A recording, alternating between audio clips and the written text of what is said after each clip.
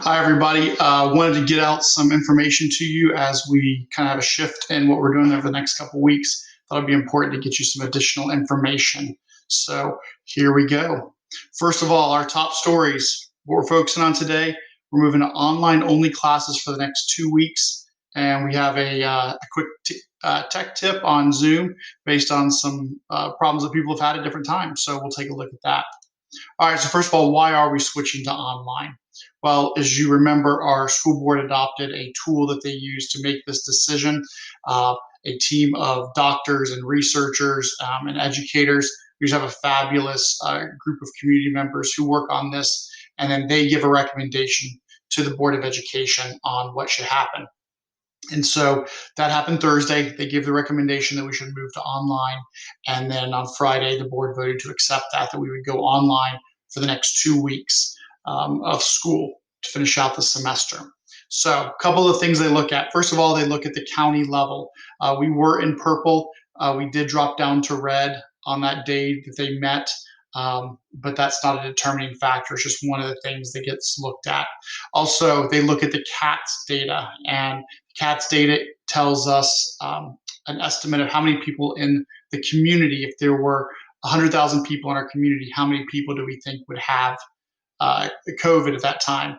And right now, we're still very low, still one of the lowest districts in the area that's participating with this.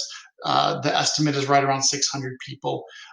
So neither one of those things in of itself would dictate a switch to online. We've been red for a while, and that CATS number is not so significant that we would have to switch to online learning. So the next thing that they're going to look at is they're going to look at student absences. Student absences, 3 to 6% over the last few weeks of our student absences have been due to illness. That's not that different than other years at this same time.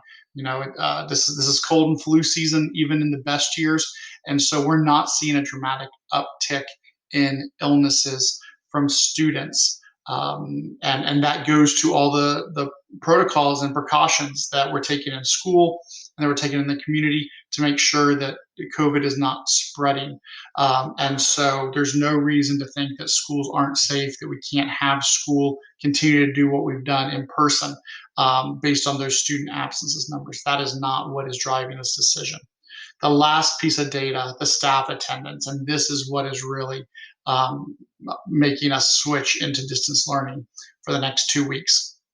And the staff attendance for illness or absences for illness, that is being disproportionately affected by the fact that there's more reasons why teachers have to stay home sick. I don't know if students know this, but teachers often come to school with a headache or with what they think is a cold, anything like that. That in normal years teachers would just come and do their job and get through it, just like we have students do that. Now they can't do that. They don't have the option to come to work. Just even the littlest sniffle or headache or any kind of just not feeling well now triggers they have to stay out. And then it's not just for that day. Now, instead of being out for a day, sometimes we're asking teachers to stay out for 5, 6, 10 days based on those symptoms. And everybody's, kind of nervous as soon as they have a symptom. We go and we get tested. Well, then we have to wait for those test results to come back. So again, a lot of times things that be resolved in 2 or 3 days are now getting stretched out to like 10 days. The other thing is there's just less substitutes available right now. The number of substitutes has been cut in about half of available people willing to come in and be substitute teachers. And we all know that when your classes are being covered by substitutes or being covered by other teachers, it's just not the same learning experience. So that's really what's driving the switch to online, is the fact that we can't follow all of our protocols and keep all of our staff in the building. It is not because it is not safe to be in. So we're going to take this 2-week break, hopefully get everybody caught up on their wellness, and then look to resume in January. So what's it going to look like for the next 2 weeks? It's going to be all classes on Zoom. You are going to go back and you're going to use your Google Calendar, very similar to what we did at the beginning of the year, similar to what we do on Wednesdays typically. So use your Google Calendar. The link should be there. Teachers have been updating those, making sure they're there. If you don't see a link on your Google Calendar, please email that teacher.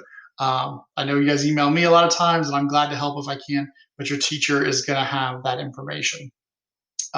You must log in on time and stay until dismissed. The school day is the school day. We're still in a school situation. Don't make other plans during the school day. Don't think that you can check out for periods of time and not be part of class. You have to log on time and you have to stay until you're dismissed. One of the things that we have to do is we have to do attendance based on you being there and you being engaged. So if teacher's calling on you and you're not responding, or you're not doing the work that they're asking you to do during the time, we can't mark you present, because just because your computer was turned on and logged in doesn't mean you were actually there learning. So another way to help you be engaged, to help your teachers measure your engagement, is to have your camera on. We're not requiring it, but I know for me, it helps me learn. It also helps me when I'm presenting to be able to see people. It's a lot different talking to somebody versus talking to a bunch of black screens. So we think you will get more out of your classes if you have your camera on, and that will help your teachers know that you are engaged. Remember, homeroom starts at 8:20 on Zoom days. We like to have that first start of the day check-in. And then you also have either study hall or your music class at the end of the day at 2:38. So you'll get done a little bit sooner than our in-person days, but we'll also start a little sooner. Pick a distraction-free location. This is one of the most important things you can do to set yourself up for success. I know there's a temptation to grab your Chromebook and just stay in bed, but you're not in learning mindset. You need to get up, get your body moving, get sitting upright, find a place where you have good lighting, no distractions, and you can focus. So again, the more things that you do on your end to prepare yourself and get yourself in that learning mindset, the more successful and better you'll feel about your online learning experience. Just so you know, over the next 2 weeks, we're going to continue to follow our A-Day, B-Day calendar for ATL, 6th grade foreign language, study halls, band classes, those classes that meet on an A-Day, B-Day schedule. This has nothing to do with group A or group B in the building, not in the building. Everybody is on Zoom every period, every day. But as our middle school students know, we utilize this A-B calendar to help us know which class to go to. That's also populated on your Google Calendar, so you should be set. One of the things that we've seen people run into is sometimes their Zoom session, they click on it and it takes them to the wrong Zoom session. So you might be trying to click on 6th period, but you notice it keeps opening up your 3rd period Zoom. So here's the trick on how to resolve this on the Chromebooks. You're going to take your cursor down to the bottom of the screen so that application bar pops up. That's what you see here in the red box. Then you're going to hold down the Alt key and you're going to click on the Zoom icon. And that will then give you a little menu and let you close the Zoom application. So sometimes that Zoom application is getting stuck and it's not realizing that you're ready to go on to the next thing. It thinks you're still trying to open an old Zoom link. So if that happens, use these steps. That will help you close that old Zoom session. And then when you go back to your calendar and click on it, you'll be into the new Zoom session. Okay, so that takes care of it. Our final thought, hey guys, we're so close. We're like 24, 25 days away from the end of 2020. 2021 will surely have problems of its own, but I know we're ready to put 2020 behind us. So I just think about Doc telling Marty, don't go back to 2020. And if you haven't ever watched Back to the Future, that's your homework assignment from me over winter break. Go watch Back to the Future. It's amazing. All right, that takes care of it. Stay classy, stay 6 feet apart, and we will see you here next time.